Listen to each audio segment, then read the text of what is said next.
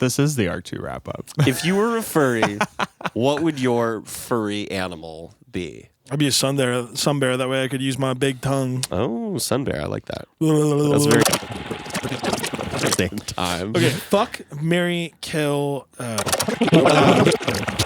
Hey, everybody. Welcome to a special edition of No Bards Allowed. This is a long-form Bardic Conversation come to you on the main channel, as they say on YouTube. This is going to be us talking about everything that happened on our D&D TTRPG podcast during Arc 2. Maybe some things from Arc 1 and maybe some things from some of our short-form stuff, too. But pretty much just a story so far. Yeah. So, but yeah, I'm B. Felons. I'm gonna, I guess, moderate this conversation more than anything because I wrote down some questions. Thank you, oh great moderator. Thank you, oh great moderator. And I am joined by three lovely, lovely boys, people, whatever you want to call them.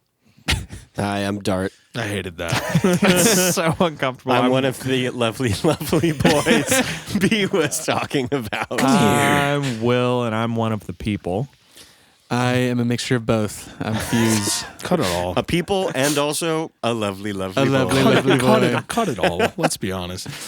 God, it feels so good to be one of your lovely, lovely boys. Lovely boys, come here, lovely Extra, boys. extra, read all about it. Oh, goody. Here we are, 40-ish episodes in. 41. Today will be 41. Yes. Start of Arc 3 will be 41. Yeah, Correct. it's 40 part 1 and part 2, which you would know at this point. Cause, Well, I think I might just well, split them as 40. and- Well, that's a good point. Yeah, you're right. So I 41 might just do part 40 and 41. Or, yeah, so maybe yeah. 42 is where Yeah, we... yeah, 40-ish. I don't know how we're going to label them, but yeah. we'll figure it out in post. If you're listening to this, you know already. So Our intern we is going to figure all definitely this out know. for us. Yeah.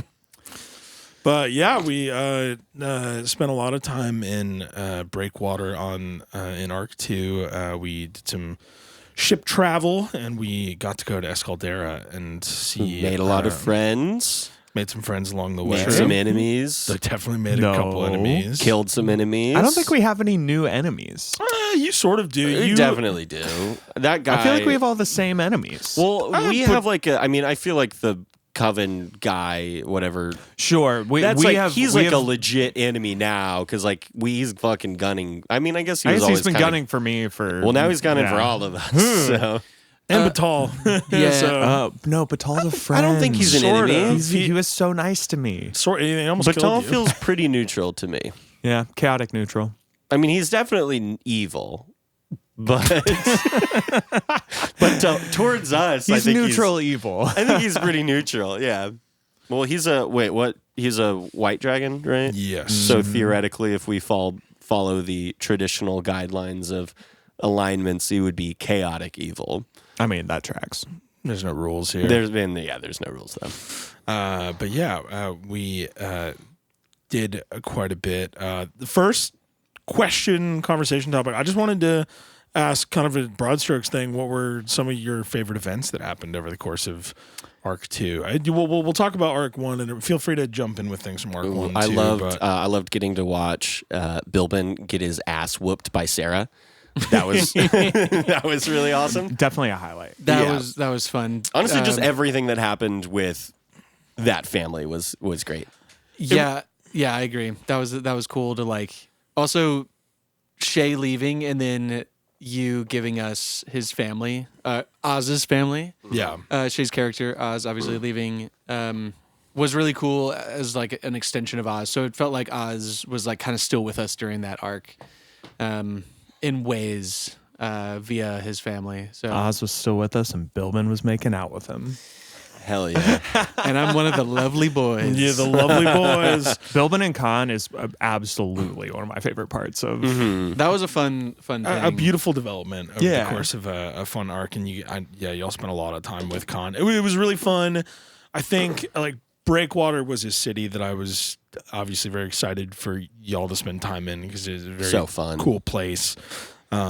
But And you just love artificers, we know. You know, I do. I really have fallen in love with artificers. I think it's a really fun class, and it's I would say for myself, it was fun to I learned a lot about artificers, like writing things for Breakwater, because it is not a class that I had felt comfy with. I think like that and Bloodhunter have always been really intimidating to me because they're can very be- crunchy. Yeah, and like crunchy is maybe I like playing spellcasters. Like I like doing But things. where that's there's like lots a of- little bit more straightforward generally. Like a wizard Yeah. or like a sort, especially as like a DM, it's like incorporating artifice and like that kind of stuff where it's like there's a lot more out of combat preparation that those kinds of classes use, especially artificer. It's like using that in an effective way as a DM is so challenging because I don't know if you like specifically learned anything about using artificers through that kind of a challenge. I think I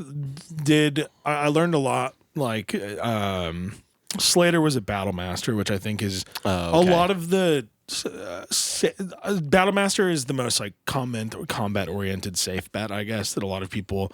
I think a lot of people would argue that for a campaign where you are trying to build an artificer that has a lot of utility in combat, Battlesmith is. Oh, battles. Okay, Sorry, I thought it's you not. were. I'm sorry, Battlesmith is what I meant to say. understand. Battlesmith seems to be the one that a lot of people choose first, which is fair. Yeah, It's really well pretty designed straightforward. subclass. I feel like artillerist is kind of cool as well. Is that what it is? Artillerist, Yeah, yeah. kind of sick. Having like a little cannon that you can have is kind of cool. yeah, but I like, just love artificers being the like fuck a DM class where it's like I don't need you for magic items. I can make my own. Yeah, we don't go to the shops for magic items. I just craft them for my own Yes, ingenuity. Yes. yeah, but even like being able to like build somebody like Terrence the Glaive, who had a lot going on, but like had like alchemist as artificer as part of what her skill set was, and it was very fun. Yeah, I feel like I really dove in, and I just picked up the new Eberron Forge of the Artificer extension for myself to see what they're doing in the new edition. But yeah, Artificer is just a cool class, and it was really fun to like explore that in that city. And like you all said, it was very. It felt nice to go hang out with Oz's family and be like, keeping the things that Shay had designed for this game and getting to show some of them off even without him at our table anymore. So yeah, I really enjoyed getting to like make his family a crux of the story, and like they would have been if Shay had been there too, but it was still fun to like keep them as a focus, and it felt cool to pay homage to the cool things that Shay had done, like character work wise, and creating things for Oz as he adventures. And now we never have to see them again, which is great. Yep. Bye bye. But where will Bilbin get his kisses? You know me. I'm on to the next person. Oh wow, Casanova over here, I mean, breaking hearts, someone's Bilbin, how taking names. could you?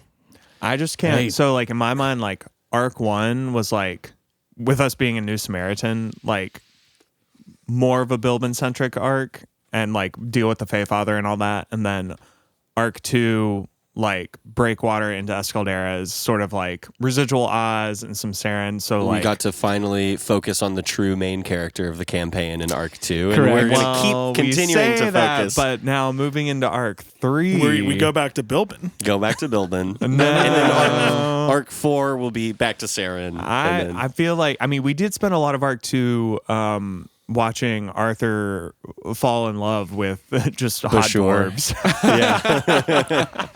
true. There's so many hot dwarves to fall in love so with. many hot Can you dwarves. blame me? Yeah, you being like you're like a paternal figure to Saren, but you're like, hey kid, like introduce me to your friends.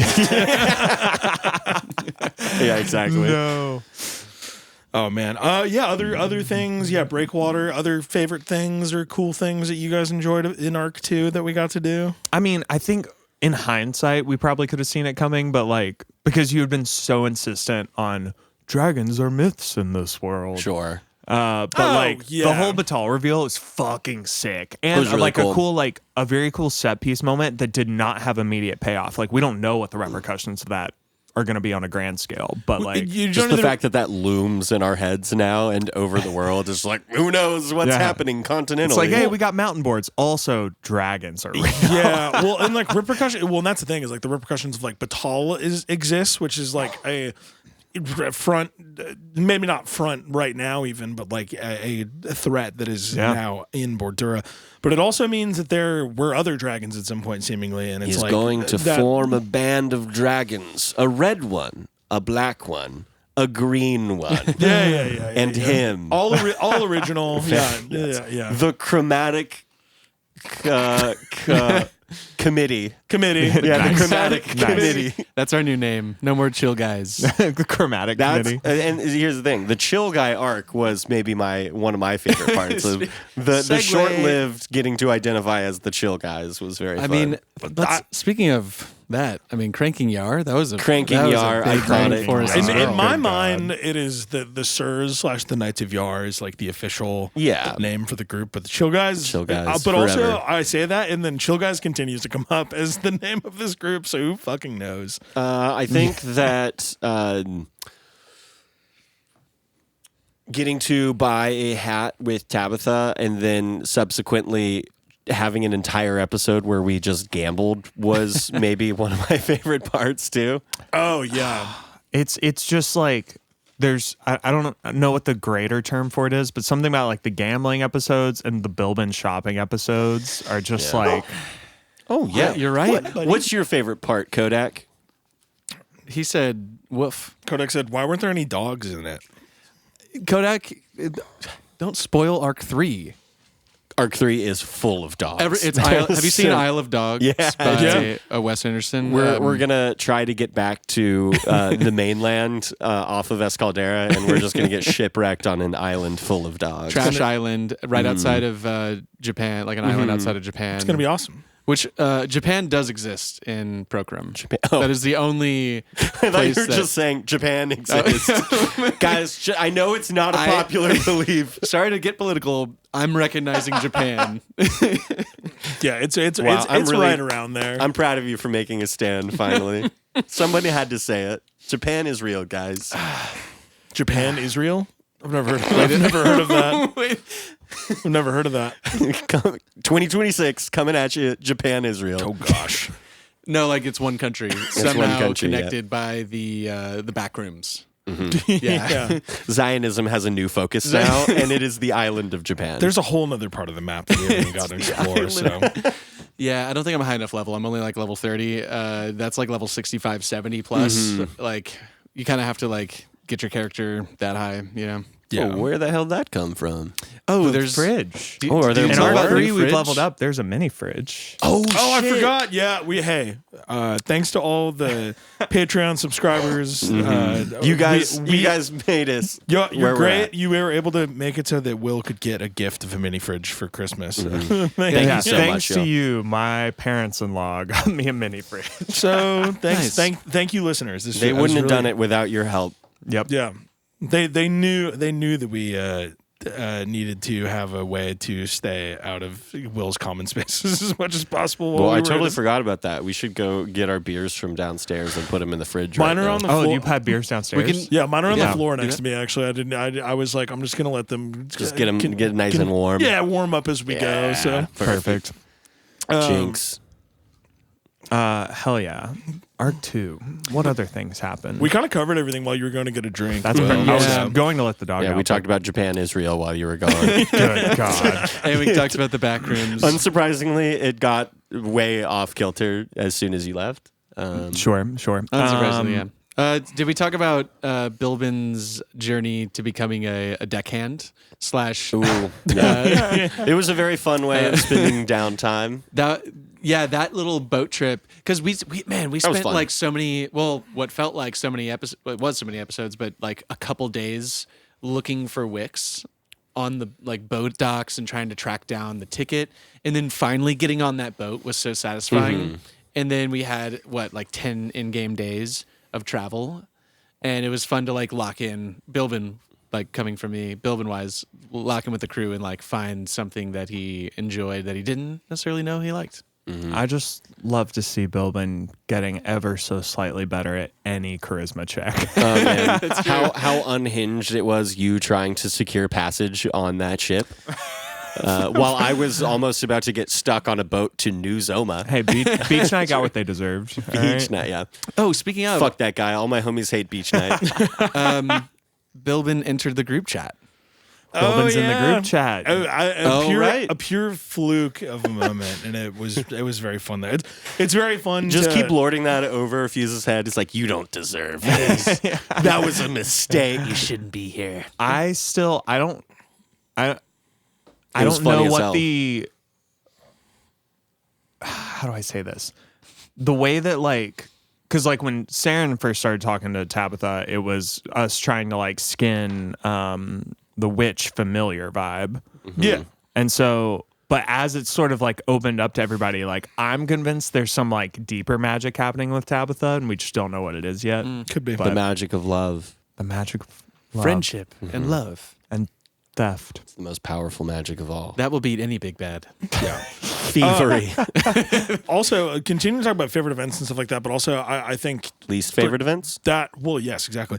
No, feel free to share. Wait, I those rolled two. a nat 20 earlier. I thought Dart was supposed to ask all the questions. Yeah, Dark didn't want to. Because my notes are always so Yeah. shitty. He didn't want to relinquish control. That's was not. Oh God. B as the boss. Didn't B for want boss. to give. Yeah, B is for boss. I wanted to say that I did want to extending off of continuing to talk about favorite events too, but just in terms of an NBA highlight reel of this thing too, where just NBA trademark coming 2026. we're our lawyers are talking with their lawyers. Just talking. I also wanted to extend it out on top of favorite events, just any cool moments of character development that you felt your character had, or for other players at the table and their characters. I think Bilbin's is a great example. I really enjoyed watching. Yeah, you've played Bilbin in such a very cool way, where he has a natural charisma, but trips on his own 2 feet all the time, and it was fun to see him. Yeah, I talked about it before, but I think to me one of the things Bilbin's just working on as a person in this story is how to get out of his bubble that he grew up in, and learn how to exist around, within the world, and how to communicate with people that aren't like him, because Bilbin grew up in such a specific place and doing such specific things, and so Throwing rats at rats. but no, I mean Grinding XP. The ship was cool. It felt cool as a DM to be able to reward choices you made with with positive interactions with the crew on that ship, and just seeing the positive impact you made on everybody there. Not everyone on the ship liked you, but more than from getting asked to pay so much more gold than necessary for other people to even board that ship. You were able to make a positive impact and get that gold back at the end with some heroics fighting pirates, which was a very fun moment as well. Yeah. Let's not forget. Wait. Rock boarding? Oh, mountain boarding. Mountain. What do we officially call it? Mountain Mountain boarding. boarding. Mountain boarding. I came up with that, right? Or I came up with that stupid idea, right? Yeah, you called it lava surfing. Oh, or lava something. surfing. Yeah, You asked if there was That's lava what it was. surfing, and I said no, but But there was, because you're a good boss. Yeah. He's a good boss. Yeah, that was kind of fun. Where we had I think I almost beat. Oh, who was it? Mark Rex? No. oh, you were Bashur. riding the slopes with Bashur. Oh yeah, it was Bashur. I almost You beat tied Bashur. Bashur, right? No, I came in right behind him. Oh, okay. But I was very impressively. I remember him saying "Wow, that's crazy for a first timer." But that was fun having another mode of transportation in the volcanic area. So, Yeah, I mean, from teaching the youths a lesson to mountain boarding, Pretty crazy. Bilbin really I got had to flex teach him a all lesson. his muscles. just a real role model for the kids of Bordura. That is still, I think, one of my favorite moments from singular favorite moments from Arc 2 is Bilbin's dream, talking to unknown entity, where he just says, "Yeah, do you think I'm doing a good job?" Yeah. It's like, Oh, dude, yeah. Yeah, it was really good. Yeah, that was probably my favorite Bilbo moment to date, probably, because it felt like a very stripped down Bilbin.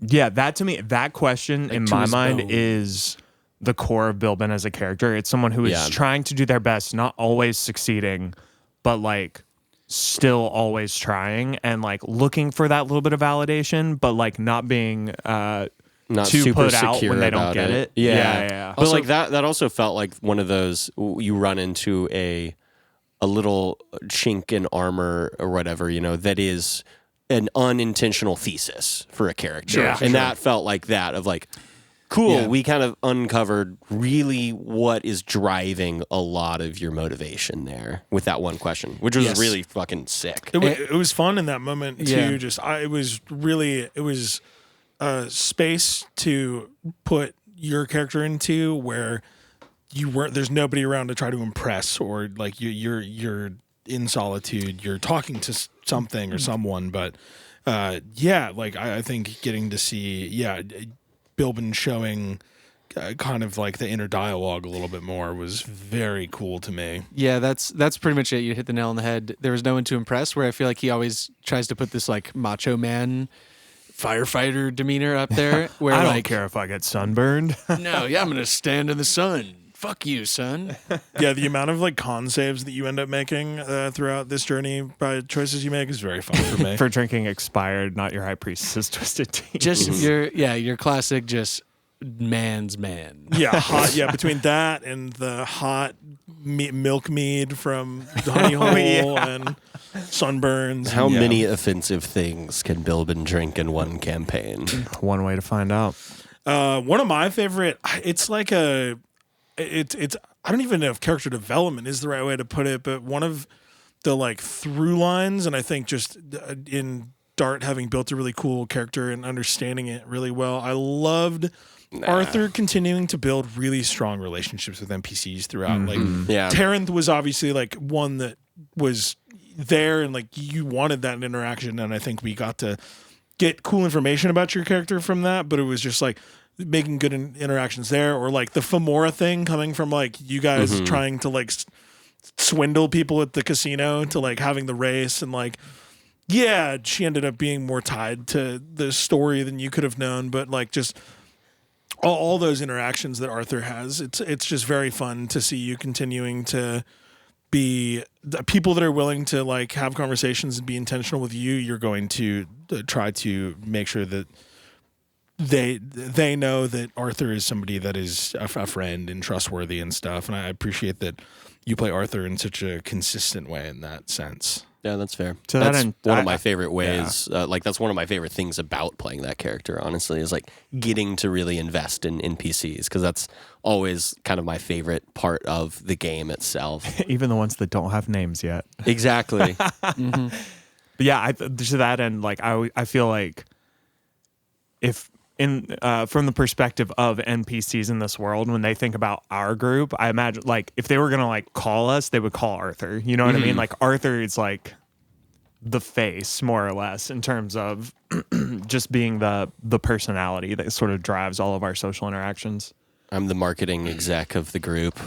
It really makes me want to, at some point when I have more Change careers. I'm going back to social media. You guys. should. I'm going back to marketing. I loved it. I know you did.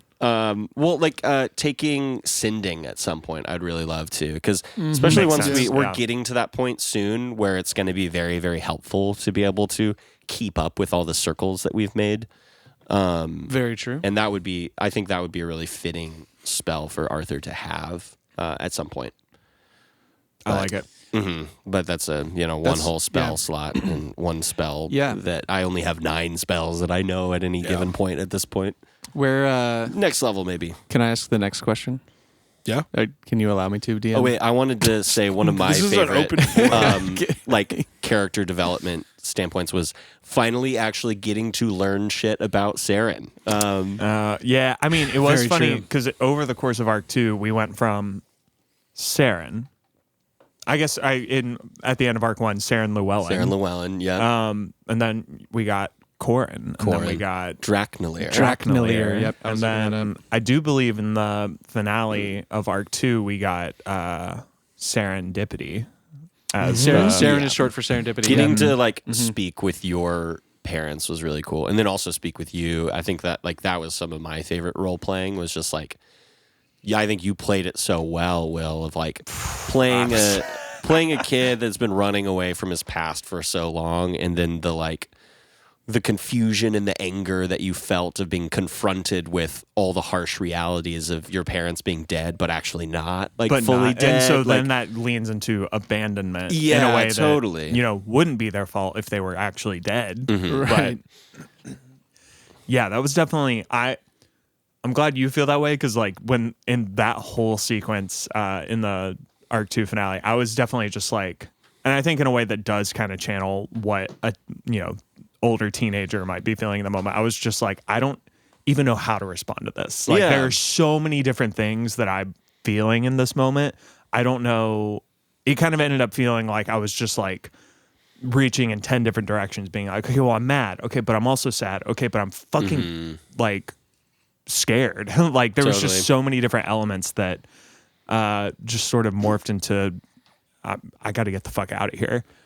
Yeah, it feels like Saren as a character really grapples with the like dialectic of response to stressful stimuli of freeze and flight. Yeah. It's like those are the two kind of main inclinations, it always feels like. And it's that like, I'm so overwhelmed, I don't know what to do. And then you're like, okay, run. Like that's the choice now. Well, and I think too, it's funny to watch because Saren has been not only the high wisdom character, but has sort of been the voice of reason in a lot of our interactions. For sure. And I love the nuance of, like, in a very real world way, can give advice all day long, but as soon as they're the one in hot water, Totally. it's like, Yes, I don't know yes, what to yes. fucking do here. Yeah. And seeing you kind of be in some ways sort of unreasonable, but also reasonable at the same Yeah, time. I mean- was a cool balance. It was like I don't think you were ever unreasonable at the end, but there was more of that. Like it wasn't a fully the calm, collected, wise Certainly Saren that not, we've kind yeah. of seen this whole time, which was really awesome. I also appreciate. I mean, Will, when we were designing characters before we even started this, like Will presented me with Saren and like his story so far, and when it came to the events of his past, it was very much like, cool. Like, what are the definitive truths you know about the things that have happened to you? What are the definitive truths you know about your village getting destroyed? Did you find your parents' bodies? Were they like, like the some of the things you saw didn't have to happen, but Will was very awesome as a DM to have a player say, cool, this is what I know. I give you range to like play and run. And like, I hope you, as much as I continued to put you through twists and turns and present things you might not have been expecting, I think that's part of the fun of Dungeons and Dragons to me is when things happen that are surprising, or when people you thought were dead aren't dead, or when a person you thought was good was bad, or whatever, or when you think you understand something and you don't. Like, I think those are really cool moments and allow for nice storytelling. And so I appreciate you giving me that opportunity to hopefully let y'all play through some intense but unique, interesting scenarios. Yeah, well, and I think that's the space in all D&D where all character development happens. Like, you don't evolve as a person or a character if you never get new information. Like, it is Totally. those moments of like, oh, this is not what I thought it was. It's Bilbin figuring out it's called Dragon's Dice, not Drake's Dice. Sure. It's Saren figuring out his parents are True. still alive. It's Arthur figuring out that there's so many hot dwarves out there. So many hot dwarves. But yeah, it's the moments of new information where you have to, as a player, look at your character. Okay, outside of even the metagaming aspect of like we fucking knew dragons were real. Come on. It's like, okay, what is my character like in a world where I don't know this? Like this is the first I've ever hearing of this. Like how do I reconcile this with the worldview I've been playing with for however many episodes? Yeah, I think that's like one of the most important parts of D&D. I think a lot about like Abria Iyengar. One of the things that she said in, I think it was, I can't remember if it was like the Calamity wrap up or if it was some talk about just like DM tips and stuff. But it was if you had 10 minutes or something to prepare, you don't have anything prepared for a session as a DM, and you have to show up. Your players are getting there in 10 minutes. You got to create a campaign without anything. It's like, what's the one thing that you're going to like focus on? And her response was like, what is one thing that the players believe is true about the world that isn't?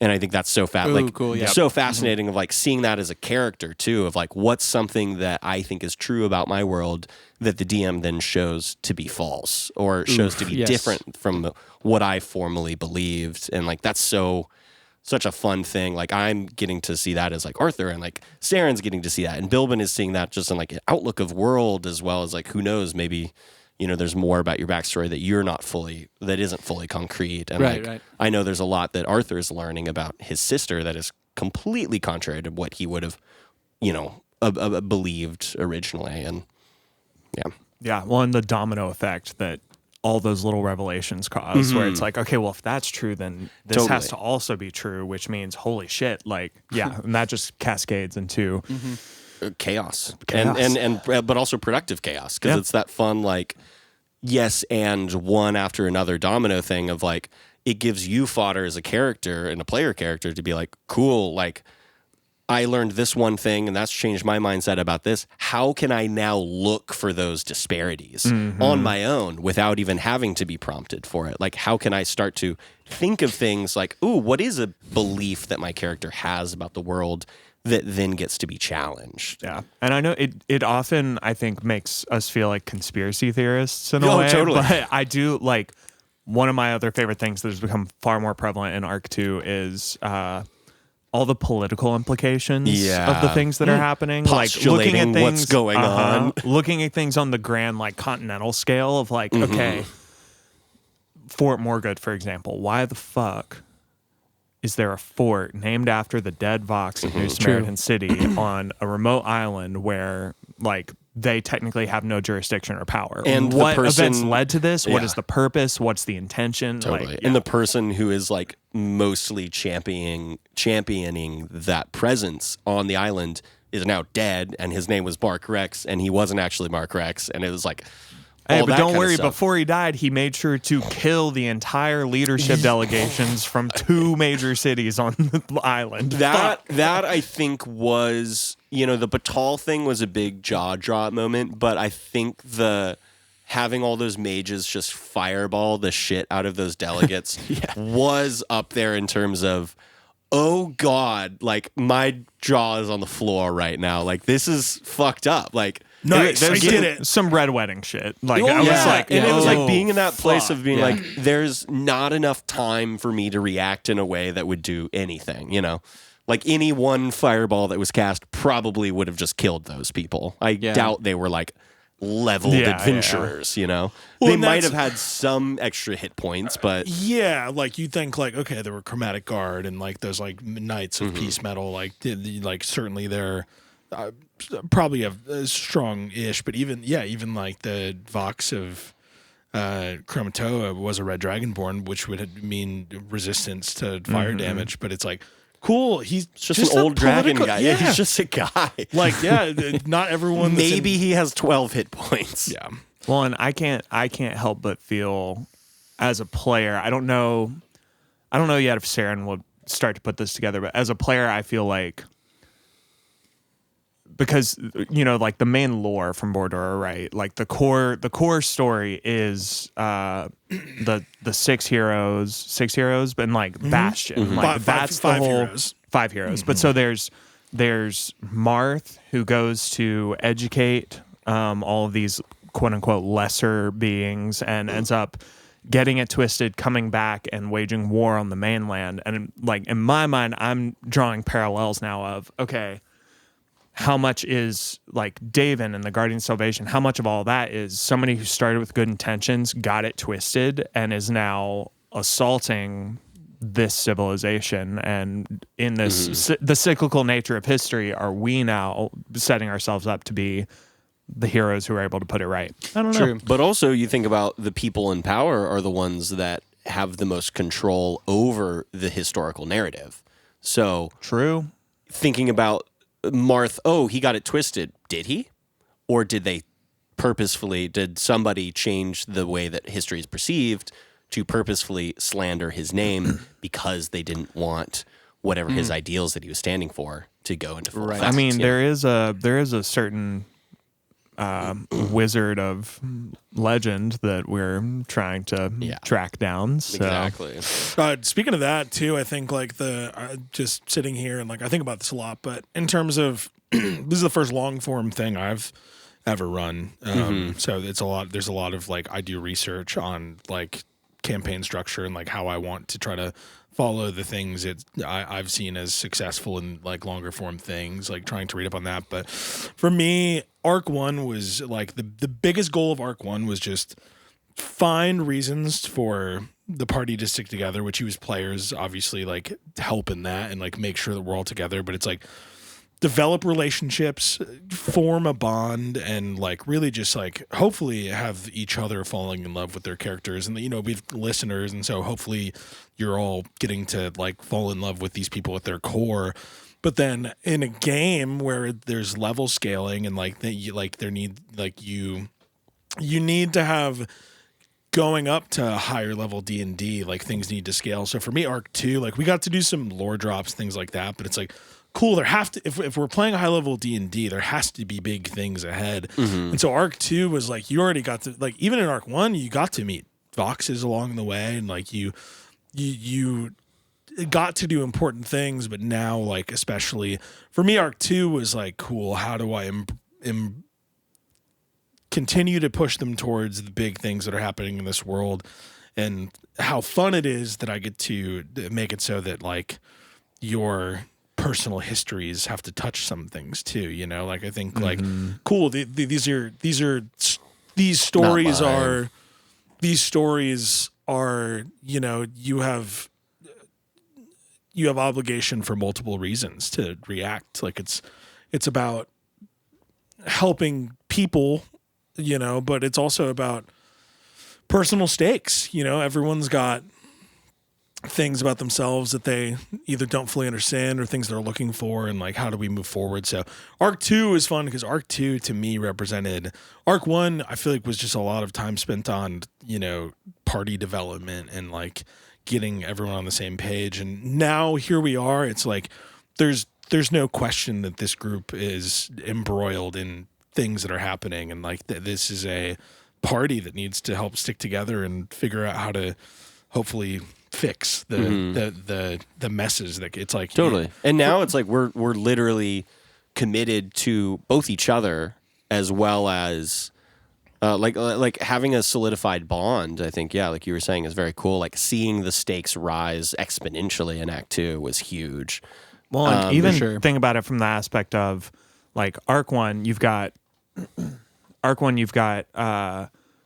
Dublane, where we're just some random dudes. Like Totally. Oz knows Omar, but like the rest of us are just some random guys. Like, why are we even here? Yeah. We're not qualified to do we anything. take a random quest, we do a good thing. He's like, great, you know what? Just go deliver this letter. We go to New Samaritan. We are truly peons. They do not. We have to be there in office hours. Like we're nobody in this big city.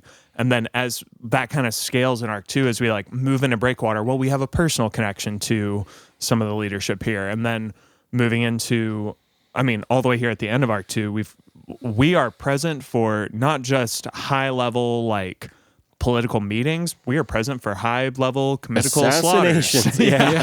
True.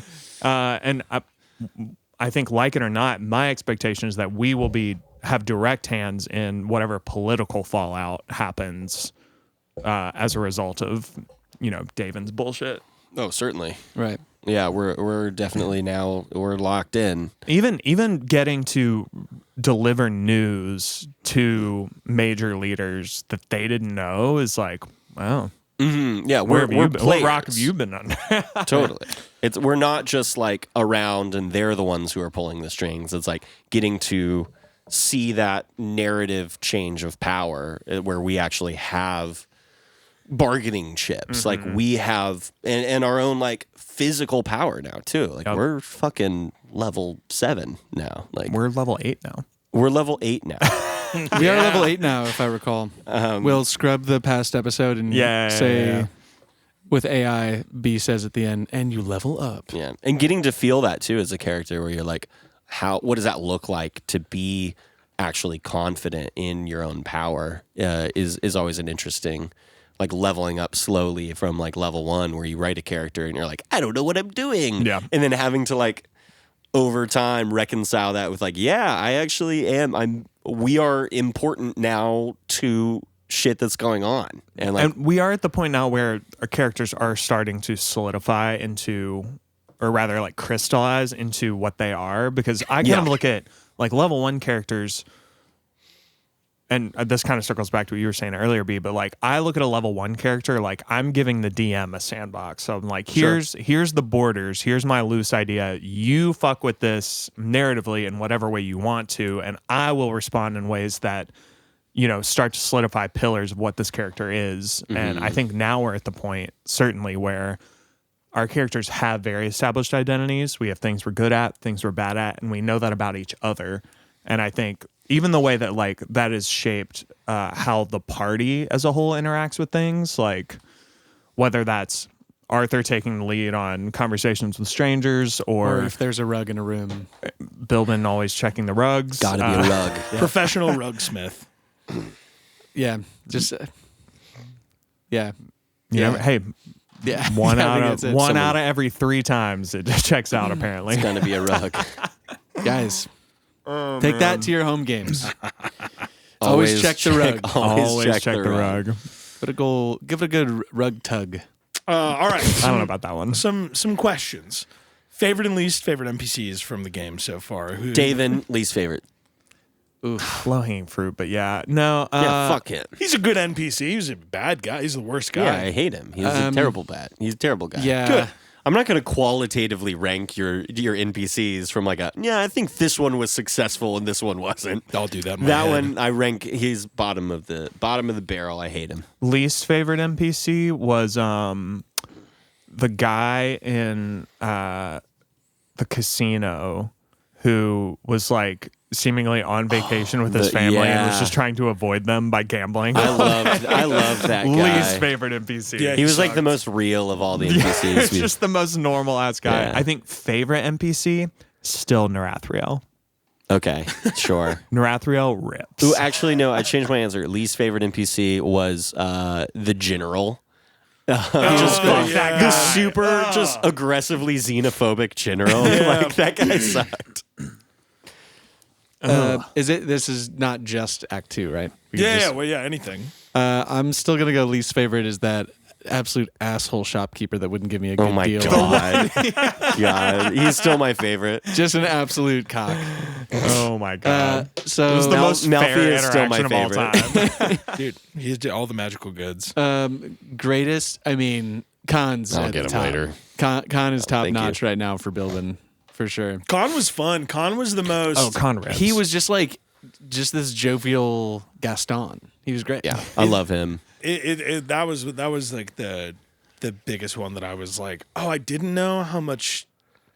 Like I thought he'd be fun to play, but I thought he could end up being like more annoying than he was. Like he still like put his foot in his mouth and said silly things sometimes. But you guys all attached to him so quickly, and that was very fun. Especially his relationship to Oz made it like cooler to me. But I didn't know you guys were gonna fall in love with Colin.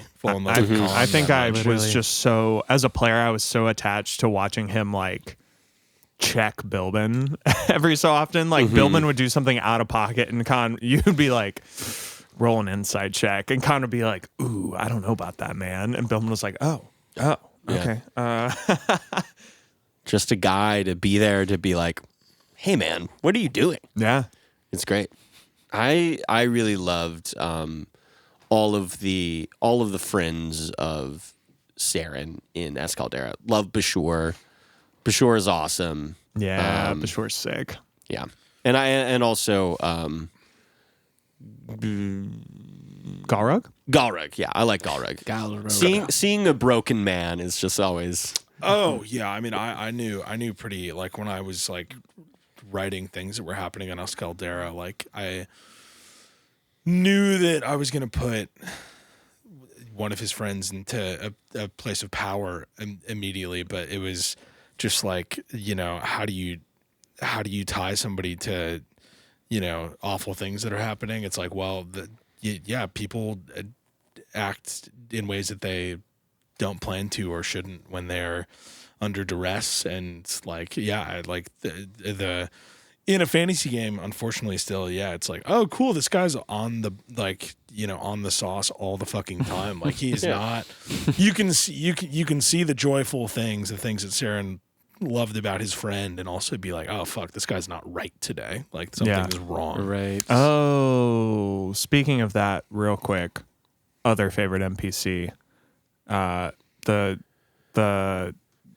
clerk at the smokehouse or whatever it was called. Oh yeah, Stony Baloney. Oh, dude, wait. Yeah. That guy Ross. was so funny. You guys are my boss. And We got so much free weed off of him, and then convinced Reasonably him priced. that he got the job, right?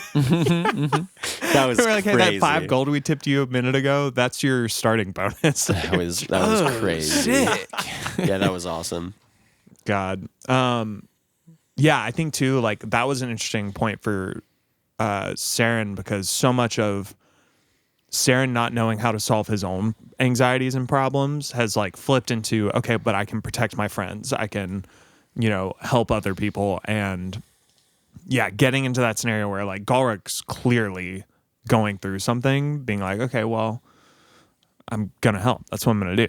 And even in the height of being mired in his own shit, it's like, well, I can still help a friend. That's the one thing I like know I can do, which I think is a fun aspect too of like how we have used the witch class as just like witches versus like wizards. Wizards, you know, primarily being there for knowledge and looking for furthering their own ability, and witches are there to just sort of like maintain a balance and like help out where they can. I think is a cool 100%. And like I think, you know, grateful to the team that put that together. It's been very fun to like, I mean, Will decided to do something like this, but yeah, before there was a lot of, you know, I think we've tried to not take things from what Worlds Beyond Numbered do into consideration from a narratively, from a usage perspective, because I don't think that's not the point of them designing this. You know, they want to design a class that can go across games, right? That's the dream. And so I think it's been fun to like build lore for it, and then see how like getting to continue to develop lore mostly off of how Will responds to what he wants this witch to be in this world, you know, like how like getting to like reframe what a witch means in Bordura based on like the character growth and development of Saren, you know, is really fun. So yeah, I think Saren, the least informed witch of all time. Yeah. My least favorite NPC was the guy in Chromatoa. Oh, the racist shopkeeper guy? He was, well, yeah. Or the chromatic guard. No, the shopkeeper guy, it was like not fun to play, but it was like, yeah, there had to be the foil in that scenario. And, you know, also like a community under duress. Like, was that who you were talking about? Or the shopkeeper that guy, was all, I was also thinking about mentioning that. I didn't like that guy. That was so fuck that guy. that His whole wife was so sequence nice. was so crazy Yeah, too, yeah, because yeah. for all the like murder and destruction we've witnessed, the thing that felt the ickiest, the thing that was like the most like I cannot be here, is just the flagrant like fear and prejudice racism involved in Chromatoa. Yeah, it's always icky. Ick. Ooh, Big ick. actually, Captain Shaw. might be yeah. up there for He's me. up there. What Captain a brief character. I loved him. He was hot.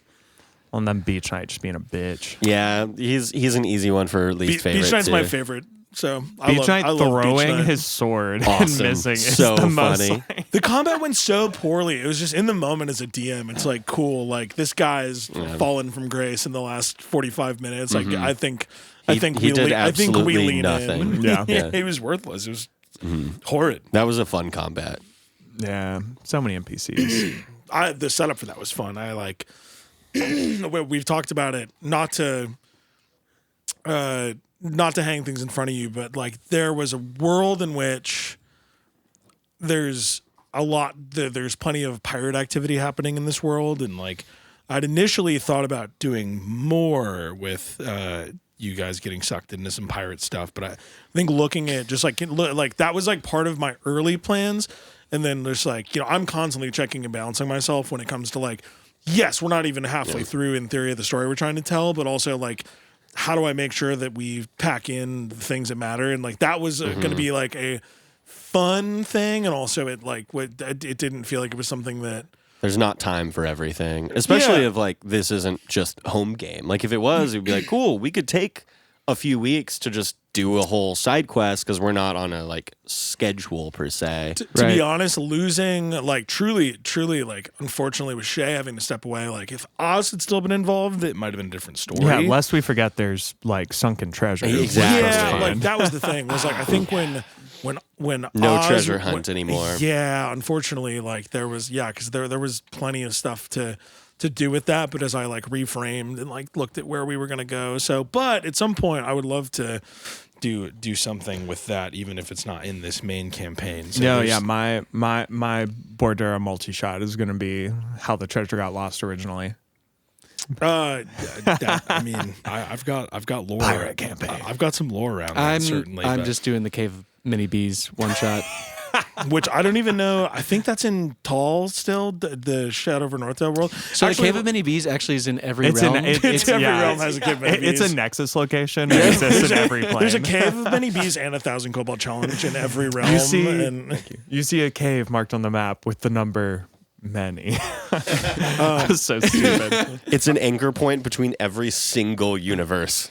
Yeah, this is yeah, fun. you can go into that cave and pop out in a different universe. That's actually how we if port you- these characters to Yeah. Tall. Yeah. Sorry. This is a bit of a segue then, but since we're already kind of talking about it, I wanted to give space. So we just wrapped Arc 2 and we're talking about our arc, but there have been some other things that we've released. Need to on give space for the lyrics of Defying Fast Gravity. Car by you know? Tracy Chapman. Oh, sorry.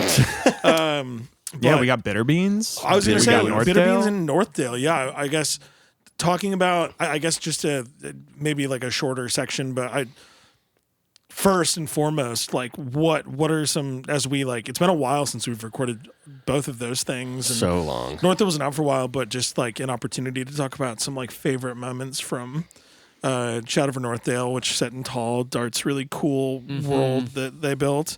And then Bitter Beans, which is the thing that kind of like, that was the test record, like not the one you listened to. At some point, there's a chance that you'll still bug us online. Hard maybe. And hard maybe. If enough people want to hear the original thing that sets up our little halfing family, then I'd love by to all listen back means. to how clunky it probably is. I'm I'm sure sure it it was was the like- worst story that I definitely not balanced. And No, it was good. I mean, it was like a fun.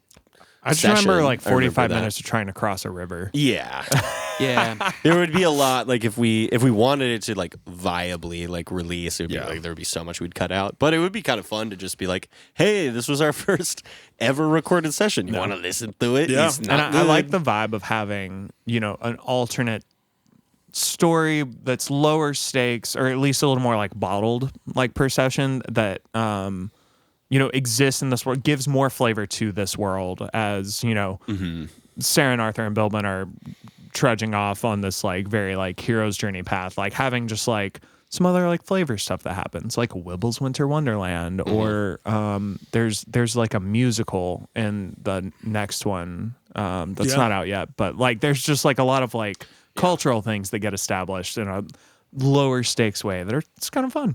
Yeah, I think for me, excited about Bitter Beans, but man, just like I'm so excited for us to, whether you get to hear the next things that we do in Tall or whether it's something that we do at home. I think it was really fun to Dart's put a lot of time and energy into building this really cool world, and we'd been excited about playing Shadow over Northdale for so long, and just what a fun, Dart really gave us a setting and let us build our characters how we saw fit. I finally got to play a Blood Hunter.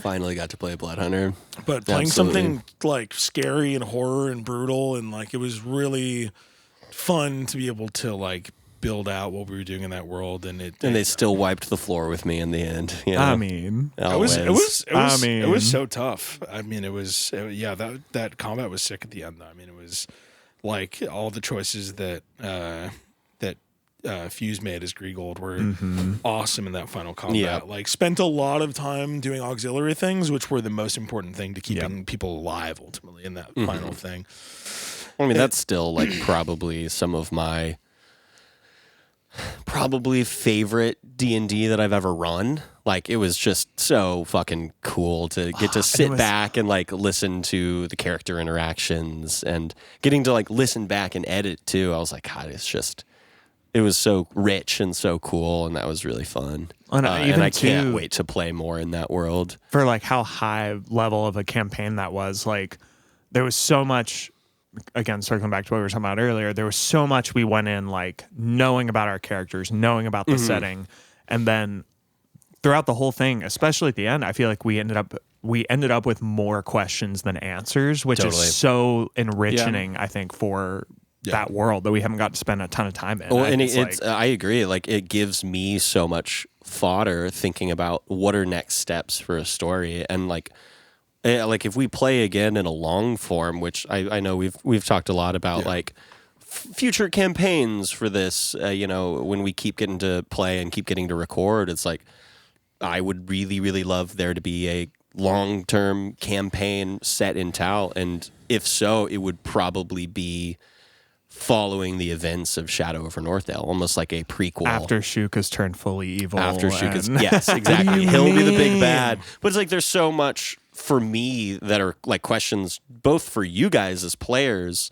There's a lot of questions in your head now, which is cool from like getting to create your own characters from the ground up, of like you have a lot of thematic fodder as well as physical what's going on in the world fodder, and I have a lot of like, well, I have questions too of like, where did we end up, what are the machinations of the world going to be doing, and a lot of it is like what is the political structure of this kind of like of the protectorate, of the country itself, like what is going to be happening with the government as well as the Magus Bastion. It's like there's a lot to work with there, which I think it would be a really cool, crunchy, political kind of level 20 campaign. I already know my character.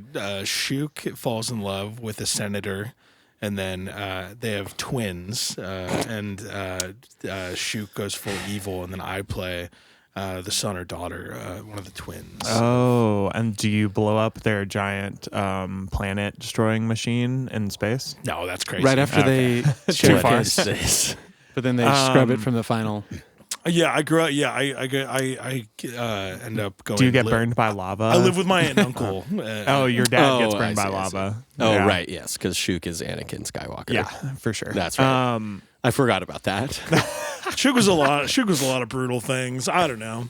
I had fun writing that character. I hope people who listened liked it. It felt crazy to play a guy that was like, I don't know if I'm playing the most. I don't know if I'm really good. Right now. Yeah, am I a good guy? I don't know. It was the perfect setting for playing characters of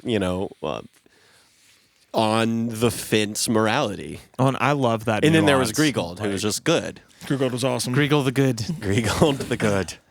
Yeah, that nuance is why I love like political driven, like Dimension 20's like Crown of Candy is like one of my all-time favorites because I love the nuance of like not everyone you meet, in fact, no one you meet has They're not on your side. the intention you think they do at first Totally. meeting them, and so there's that like you're Every kind of interaction playing this is a whodunit of, game. Like, yeah. It's like every social interaction is an encounter in and of itself, because it's like what information do we give them? Like us being without even having checks. It's like I love that kind of like interaction dialogue, which I feel like we got a little bit more of that in Arc 2 as well, of like you talk with people, and I can't wait for a lot more of that in Arc 3 when we have now more quote unquote political power, just because we have more power as well as knowledge of like And what you share with people will come back to bite you, and like, not only what you share, but how you share how it. you Yeah. share it. Like I think there's so much room,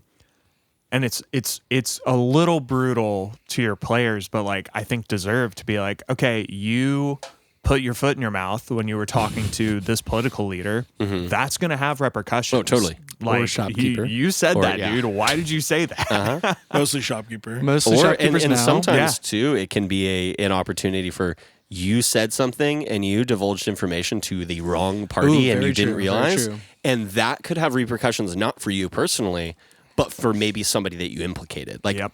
a trusted NPC now is actively in danger because of something that you said. Like that kind of like always having to be like stressed about what you are saying to people. That was, I think, one of the coolest tonal decisions of Crown of Candy was like Yep. everywhere they went, they were like, I don't know what I can say. Yeah, there was something. I think maybe Allie had said something, and I just like Brendan's eyes just get wide, and he's like, "You're gonna regret saying that." Yeah. and I was Yeah. like, "Oh yes!" Like that to me is like full immersion, where it's just Totally. like honestly, it's sort of minimizing table talk in a way where it's like, hey, if you're at this table, we're playing this game. Whatever you say as your character said, and the repercussions will. Yeah, follow. this isn't like, it's like, hey, bits aside, like you can do a bit, but if you said that, you said that, and Yeah. that's your grave.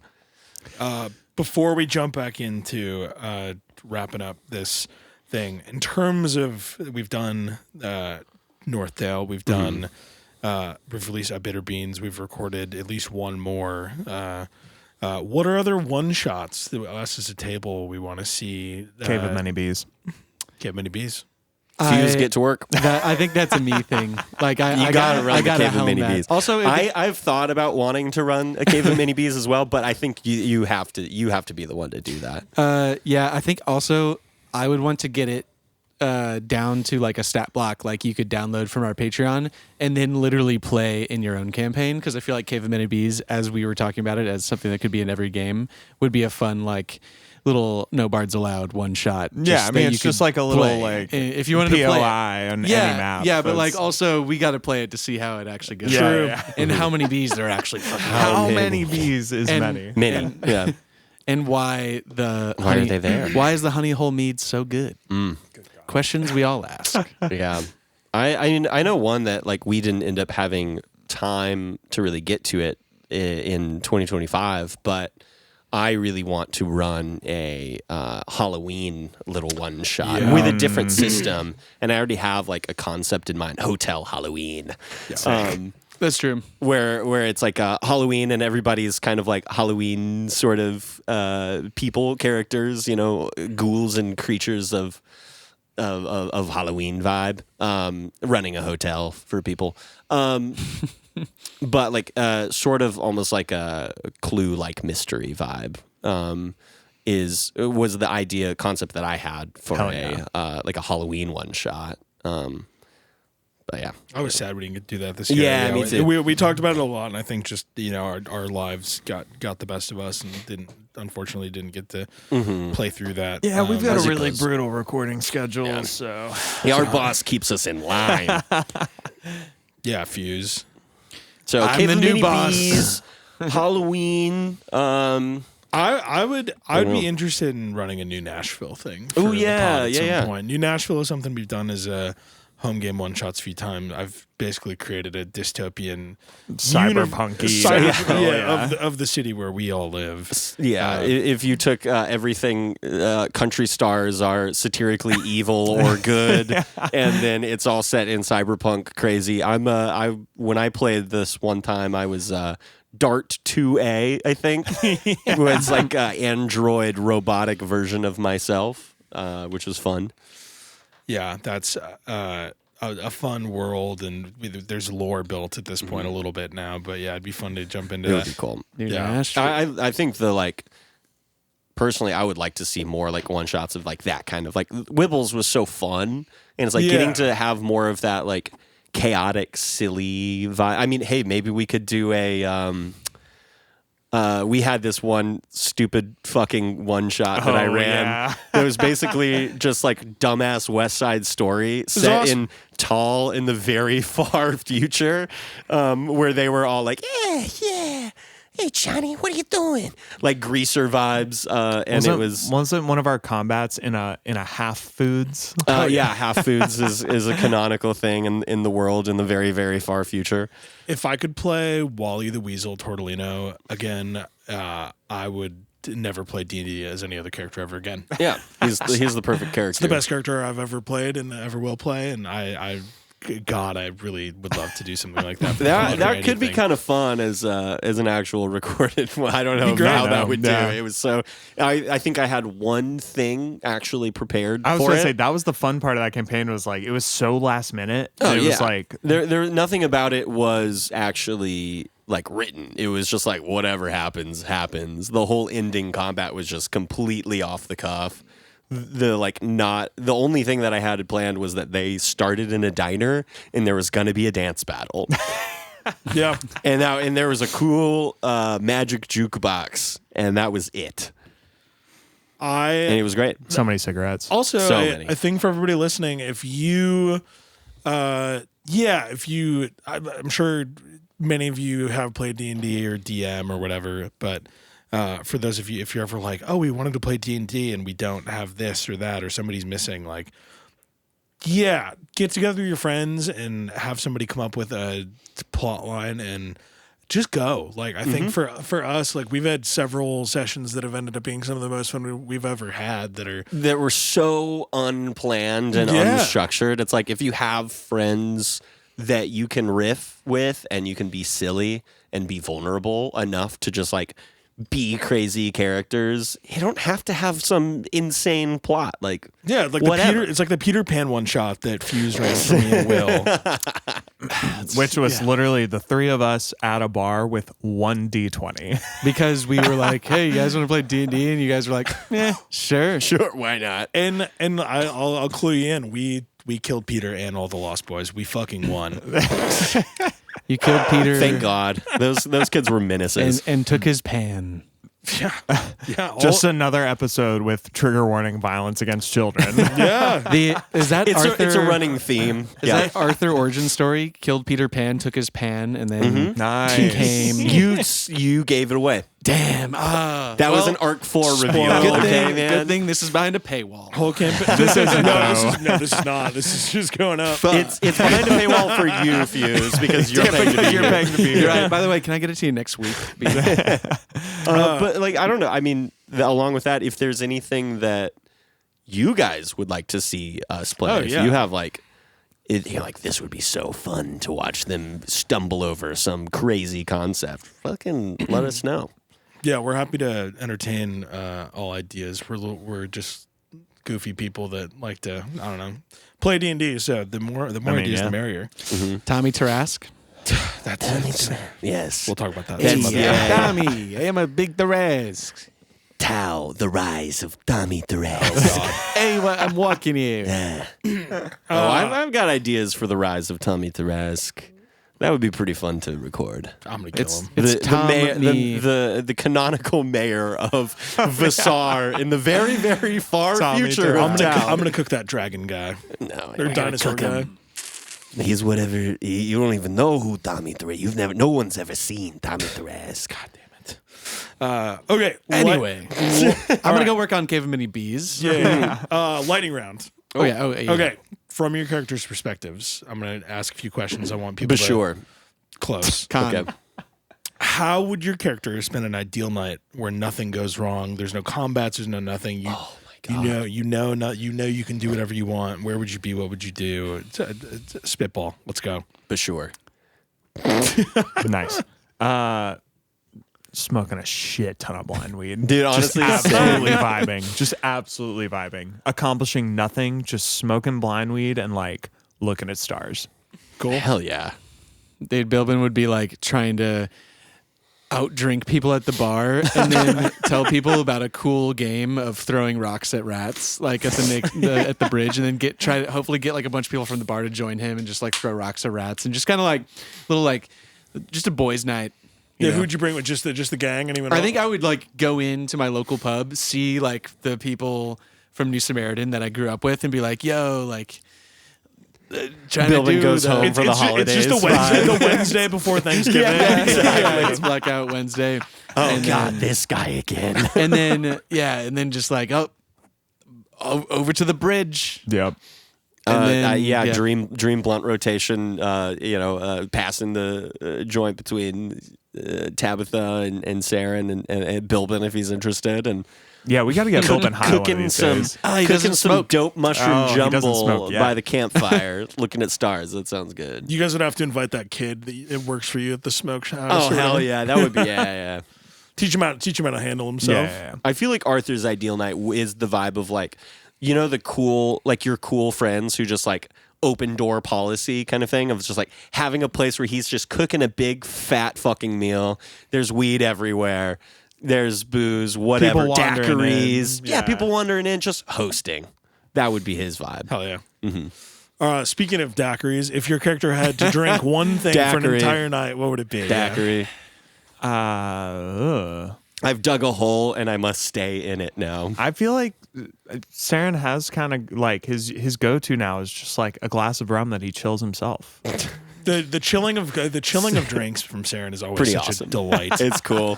Saren being a straight rum drinker is not what I ever would have anticipated. I think it fully like it started out as this is what Oz is drinking. I look up to Oz. I'm gonna do what he's doing, and then it's just sort of like I think crystallized in Oz's departure, but it's sort of like this is what I do. Also, like, this is sometime- what I'm trying to be. Sometimes we just Yeah. put ourselves into the characters we play. It's true. Yeah, well, You don't chill your rum though; you just drink. yeah, it. I just drink straight. Yeah. I would like a non-expired twisted tea, if possible. However, typically a lot of the establishments don't carry that. Of which case, Bilbin gravitates towards like a whiskey or really whatever Mead he's and giving. whole milk. Yeah, mead and whole milk sound like a latte mead. Sounds like fucking amazing right you're gonna now. be so Yeah, what sick kind of after you die. latte art do you think you could get with steamed milk poured into mead? It's just finger drawings on the top of it. At some point, I do hope Bilbin just gets a flat con bump just for what he's put his body through. That feels like it could be possible. I think you should give that to me now. Next time you eat think so. something heinous, if you roll a nat 20 in your con save, then you get like +1. You should eat those mushrooms that Saren got in that dream. Oh, yeah. I I have so many things you could eat. I chugged one of those potions and then it reduced my con or whatever. And I was like, that's literally the worst thing that could have happened to me right now. Yeah. Remember when I think Saren drank one and it buffed something. It like gave you, or was it not? I you? think you're thinking about When we Is were that just the Christmas one When we were shot? Jingle you're Hell thinking about 3? Jingle Hell 3. Oh, fucking. I'm thinking about Jingle Hell 3. I had a puzzle room, and the puzzle was just you're gonna have to drink all these potions until you have the one with the invisibility. But I was very drunk, and I forgot that. Forgot that I had see invisibility up going into that room. So everyone was but like, I "What?" also wasn't like, by the way, as a reminder. Which you shouldn't. I was just drunk. Well, I drank a bottle of cognac. It There were was awesome. I there know. were 8 players at the table. It's impossible to remember everything. I remember you know? being drunk and thinking to myself, Bilvin would have hated this. I think I ate And- 50 pizza rolls that night. Oh yeah, we It we was- I had at successfully least ate 60. 240 pizza rolls as a awesome. party of 9. Too many pizza rolls. Yeah, It was Anyway, awesome. never too I many. felt so bad the next day. Yeah, you should give me a Bilvin a con buff. Yep, I like it. And he, con. Well, you already being got a love buff interest. con. There it is. There we go. All right, Hey, it's if your in. character was dropped into Nashville with us right now, what would their favorite bar or restaurant be? Oh man. I feel like Arthur would like Rolf and Daughters a lot. Cool. That makes sense. Yeah. But also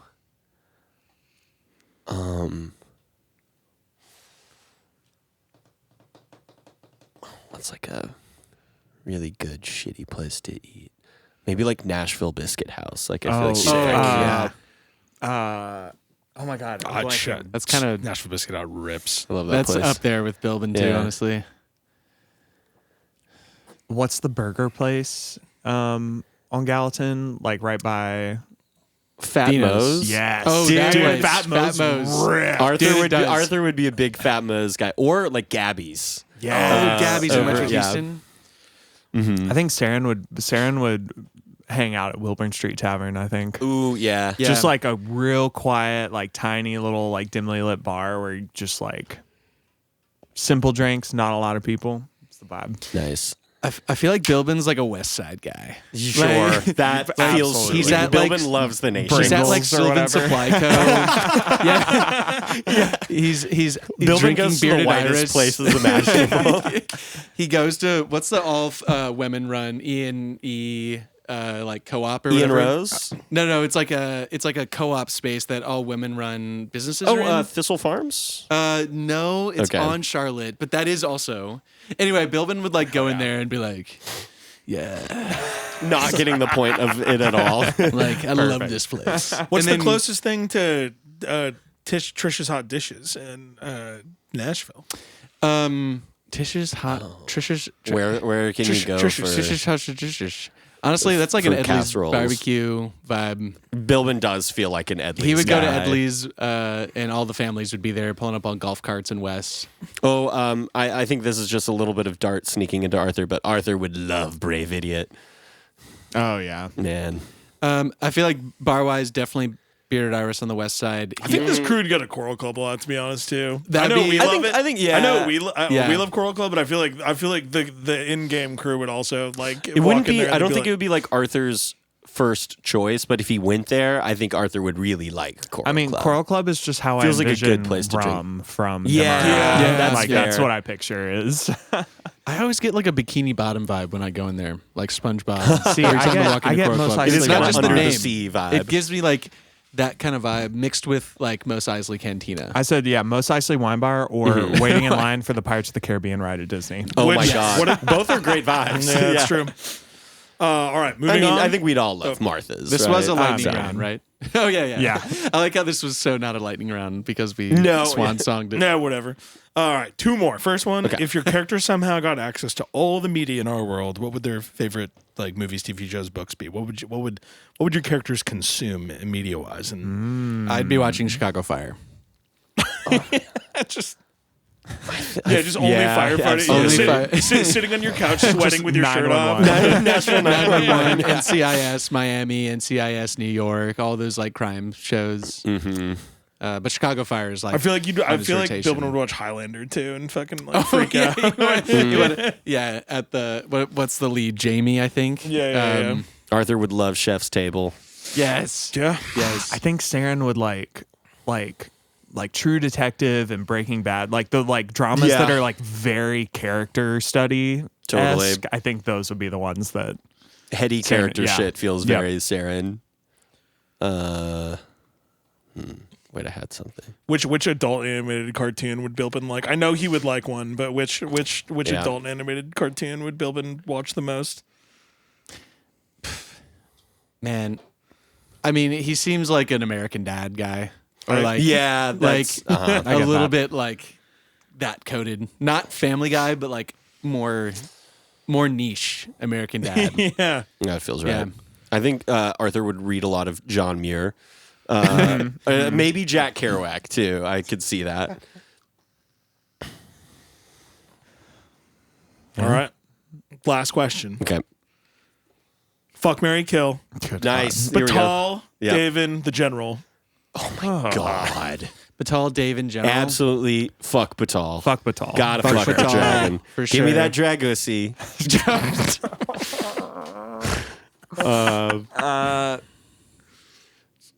Fuck, marry, kill Batal, Davin, and the general. I gotta really kill David. just wanted to hear you guys say you wanted to fuck the dragon like every other person. gotta Wait, fuck wait, the It's dragon. gotta be. you It's gotta kill gotta be David. Mary Dave and kill the general. What? Yeah. I think it has to be. Mary Daven feels like the kind of guy that you would get into a really long-term loveless marriage with. That you every day wake up and look across the bed at him and regret your decisions in But life. also, death is too good for him. You could get into a committed relationship and then emotionally abuse him every day for the rest of his life. That's the one Mary time I Daven. condone emotional abuse in long-term relationships or any relationships. Daven deserves Yeah, it. final answer. All right. We locked in. I'm gonna kill Daven.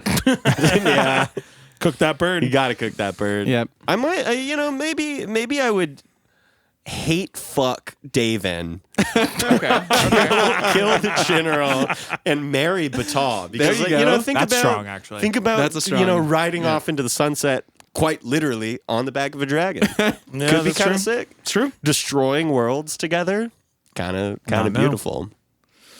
All right.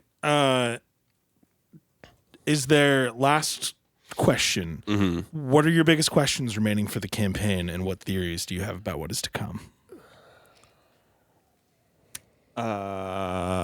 I'm just trying to figure out. I don't know how much things are interconnected. I feel like we've got some big threads we're still chasing, like purpose and drive, or honestly, at this point, leadership behind Guardians of Salvation and that Yeah. whole thing. But then also whatever's happening with Paige of the Welland. Yeah. That's my big question. What does she yeah. have to do with Zora Buffon? What's happening further up north that we don't know about. Yeah. And then honestly, I truly have no idea, other than like Daven's plight to just cause chaos. I don't know what the purpose of Batal is, like what the dragon narrative is going to be. And once again, curious about the fucking infernal element that got true. brought up again in episode 30. Clearly has some kind of play going on. Yeah.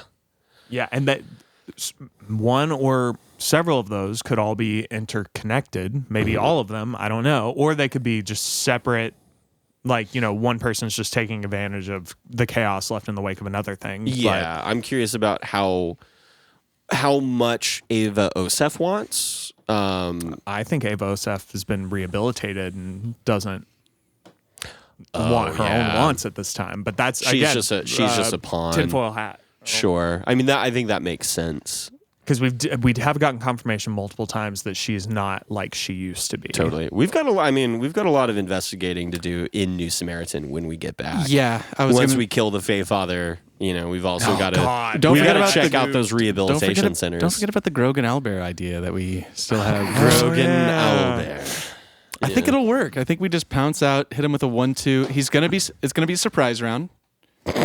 I know how Sure. this works. You say that so confidently. I know how this works, and then Everybody we're gonna, knows how surprise And then we're gonna rounds kill work. them, get super secret awesome powers, and then go to the rehabilitation center, uncover their plot, and save Christmas. We also don't Easy. know how or who built an entire fucking city in the realm of Dream.